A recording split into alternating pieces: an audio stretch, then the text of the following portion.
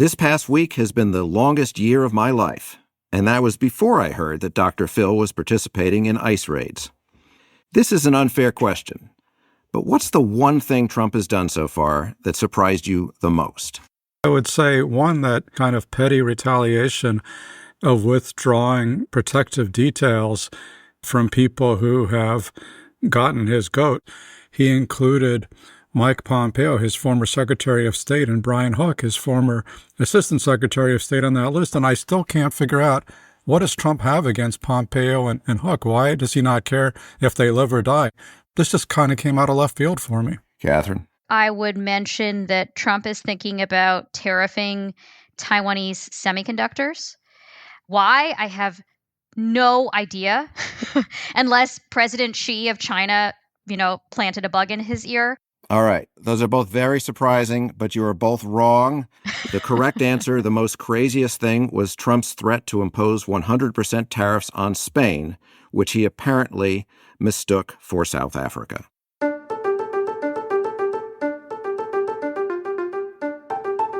This is Impromptu from Washington Post Opinions, a show that brings you conversations about the news we can't stop thinking about.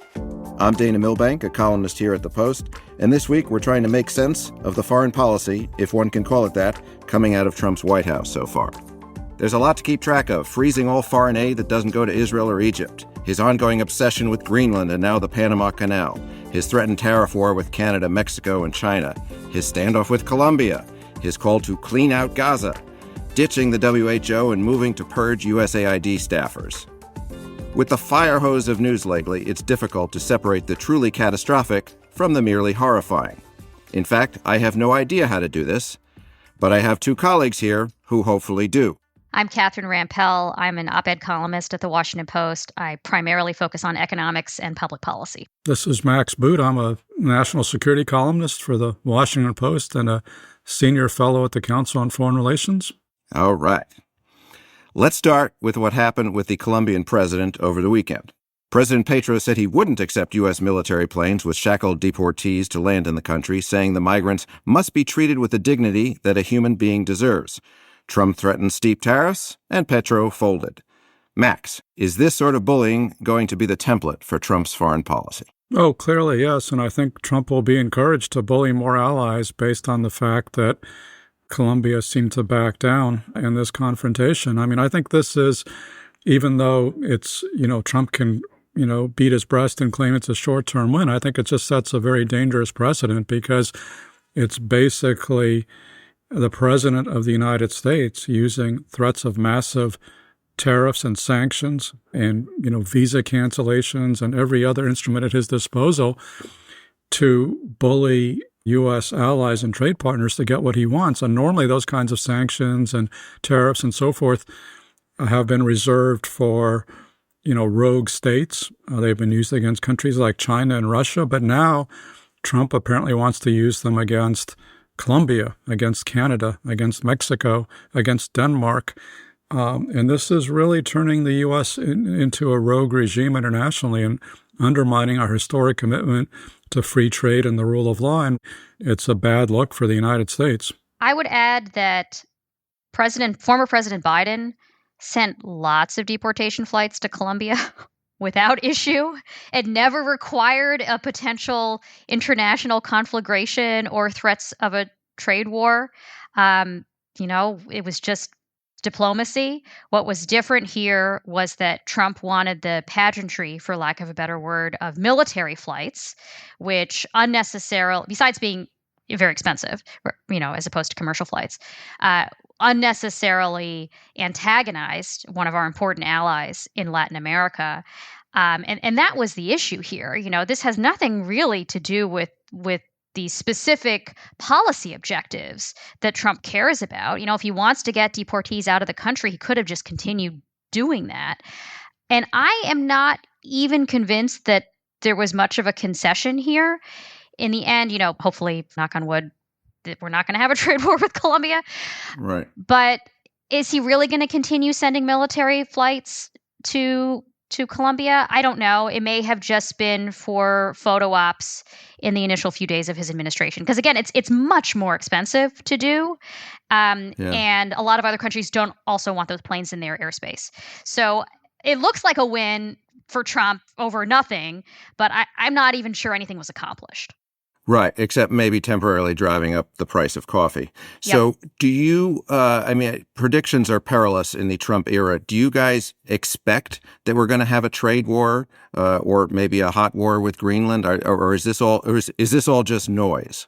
I mean, I think he's serious about bullying Denmark into giving up Greenland. This has become an obsession with him. Before his inauguration, he apparently had a very abusive phone call with the Danish prime minister. So he doesn't seem to be giving up on this. Doesn't seem to be rhetoric. I mean, I don't know where this goes from here because, Denmark has shown no desire or willingness to give up Greenland. To state the obvious, this is nuts because Denmark is a NATO ally and there is nothing practical that we gain from alienating Denmark and alarming our other European allies because we already have a military base in Denmark. And as the Danish prime minister has made clear, they're perfectly willing to expand U.S. involvement in Greenland, whatever we want in terms of defense, strategic, or economic interests. They can address all those in the current legal framework. So this just looks to me like, Trump, the real estate mogul, wants to expand American real estate while doing, grave harm to our relations with Denmark and more broadly with Europe and the rest of the world that's looking at us behave as an aggressor, which is, again, not how I would think of the United States should be behaving. Again, like the Taiwanese chips example, it's really hard to understand Trump's motivation. Maybe he wants to build some, nice hotels or something, as Max alluded to. But otherwise, it's very hard to understand unless there is, he's been influenced by, like, it would be good for Putin. I don't know if this is Putin's scheme, but it would be good for Putin. I think the best hope is that maybe he just loses interest. Like, I don't have a good sense, maybe Max does, if there are any of Trump's aides who are really gung-ho about this, or this is just like a whim of Trump's. Catherine actually raises a great point, which is it's really kind of mysterious where Trump's ideas come from, right? Because we know he certainly doesn't read books, but he's very easily influenceable. And so, I mean, I also had this question about McKinley, because he keeps going on about how William McKinley is a wonderful president and role model, and the U.S. was never more prosperous than it was in the 1890s. Never mind that we had one of our most severe economic recessions from 1893 to 1898. But so I wrote about this, but then even after writing about it, I still had this question in my mind. Where the hell does this obsession with William McKinley come from? This is not a normal thing. Who in Trump's inner circle is talking up William McKinley as an exemplar to emulate? There is a McKinley mole in the Trump administration. All right. A McKinley stan. Yes. All right. Well, we want to get into more about America's new status, as Max calls it, as a rogue state. But first, we have to take a quick break.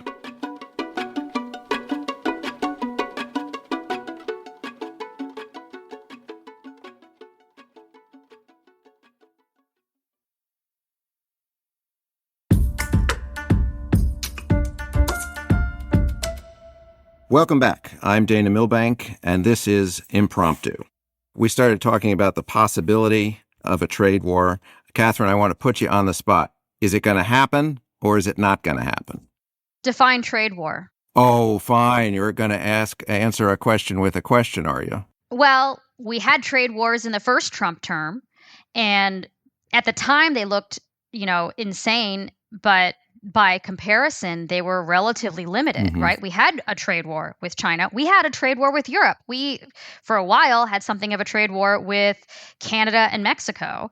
But that was because we only, I use it in scare quotes, levied tariffs upon basically Canadian and Mexican and other countries' steel and aluminum. That was what they were mad about. But now Trump is threatening something much broader. So if that's the baseline, I think it's quite possible. My fear is that it would be a much more destructive, catastrophic set of trade wars comparable to, for example, Smoot-Hawley, which was a bill that imposed a draconian set of tariffs, sort of beggar thy neighbor tariffs at the beginning of the Great Depression, and instigated widespread retaliation from other countries, and economists generally think worsened the Great Depression as a result. So that's a much scarier scenario. I don't know if we're going to get there, but that's the thing I'm concerned about. And I think, we don't know what he has in mind. What scares me is that Trump believes a lot of really dumb, wrong things about tariffs.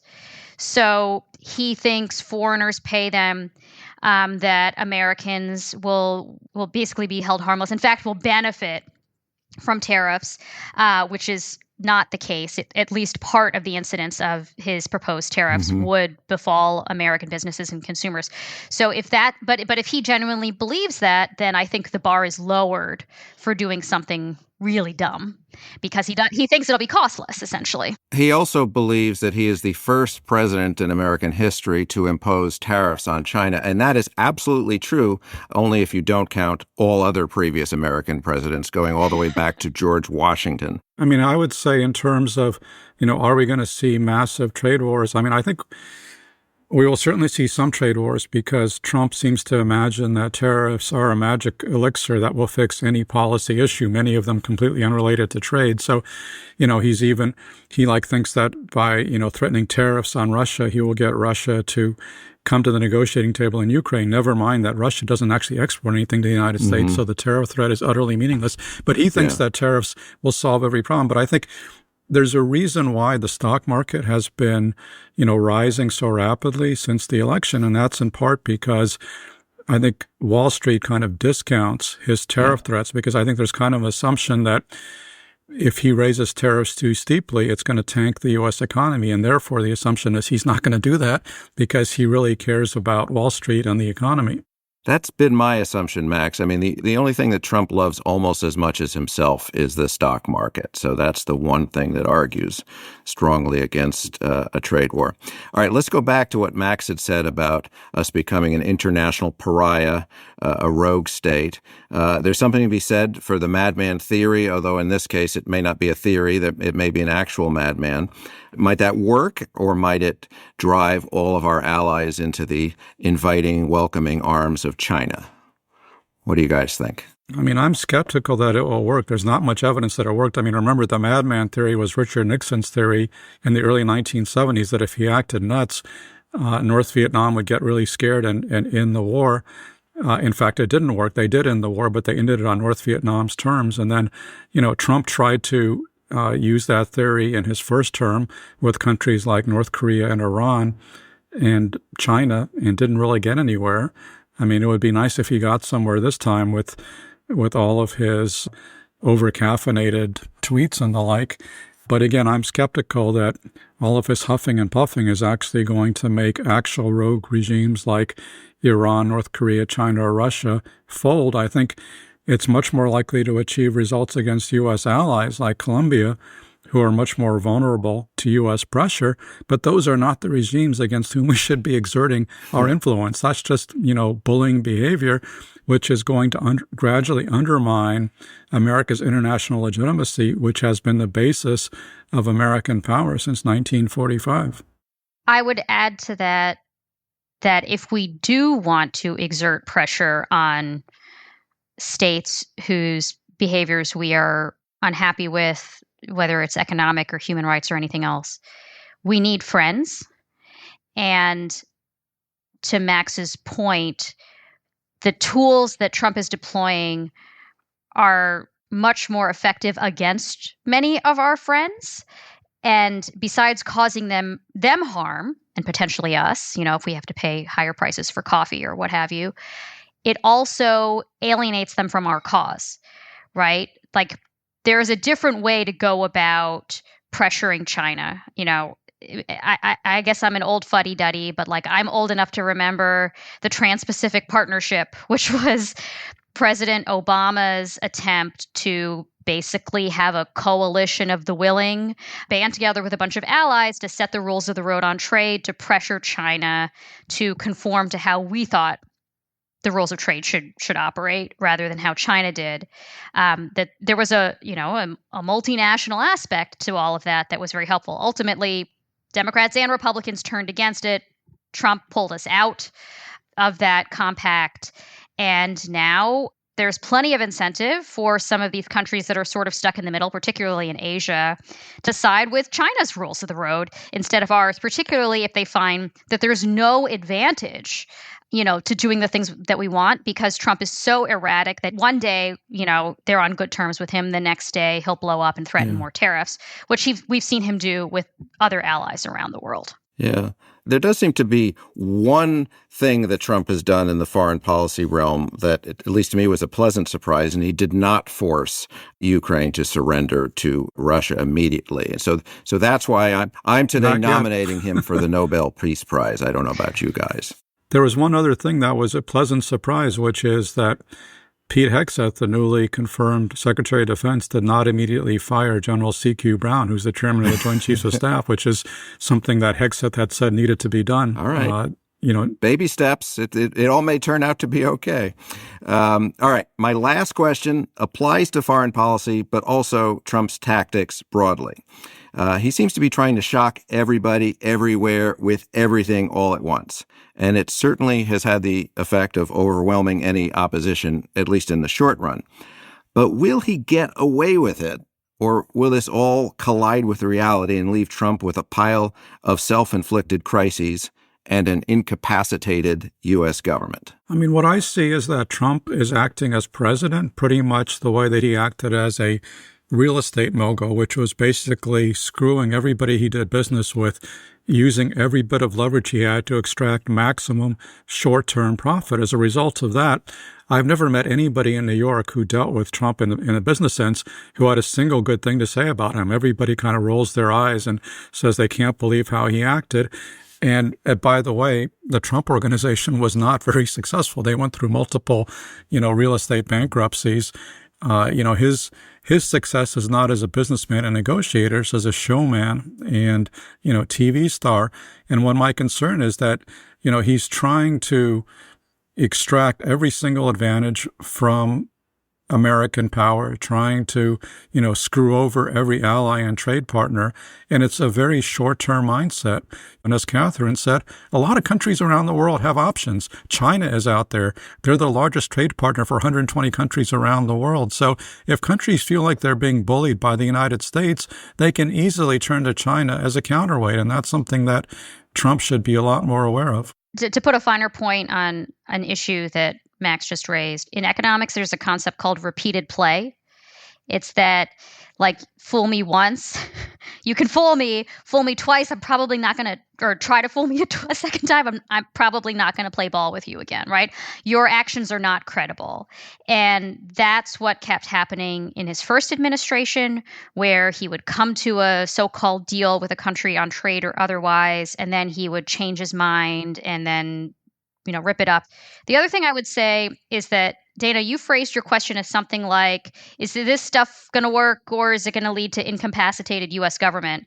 And my question back to you is, isn't that a feature, not a bug? I think he wants incapacitated government at a bunch of crises. I think to some extent that is the objective, both because it's his natural instinct for this is how he gets attention, and because he has a bunch of underlings who want to hollow out the so-called administrative state. So if this stuff doesn't work, if the government just comes to a standstill, I think he and his aides might view that as a desirable outcome. Catherine, I just need to point out that that's the second time you answered a question with a question today, and that's what happens when you put three Jews on a podcast together. Hey, what's the problem with that? Well played.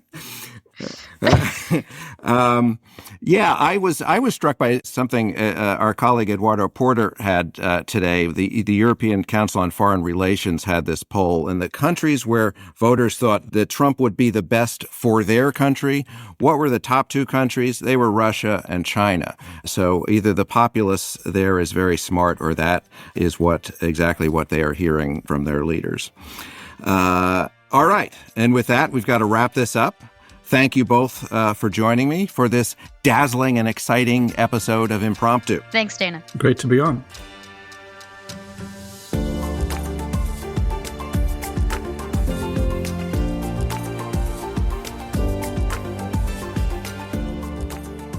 This episode was produced by Hadley Robinson, edited by Damir Marusic, Chris Solentrop and Allison Michaels, and mixed by Emma Munger. Special thanks to Millie Mitra and Deirdre Byrne. Thanks for listening to Impromptu. As always, we love hearing your feedback. Send an email to impromptu@washpost.com. And if you're liking the show, please tell your friends about us and leave us a review on your favorite podcast app.